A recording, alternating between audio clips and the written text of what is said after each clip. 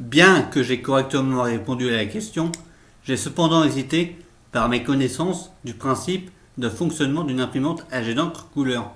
En effet, je n'ai jamais été confronté à ce problème. La fiche proposée décrit les paramètres de l'imprimante utilisée ainsi que le résultat de l'impression.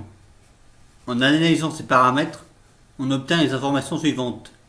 Nous sommes en présence d'une imprimante à jet d'encre couleur. La case couleur est sélectionnée, donc l'impression sera réalisée en couleur et non en niveau de gris. L'aperçu d'impression permet de visualiser l'image du résultat que l'on devrait obtenir après impression. L'état des consommables indique que les cartouches d'encre cyan et jaune sont vides.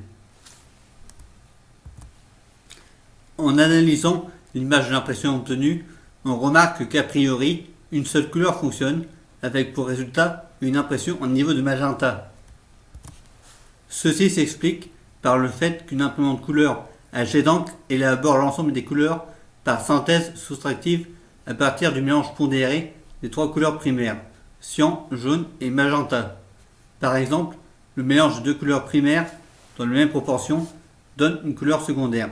Magenta et cyan donnent bleu. L'encre noire n'est utilisée que pour obtenir un noir plus intense que par synthèse ou pour imprimer une image en niveau de gris ou les textes en noir et blanc.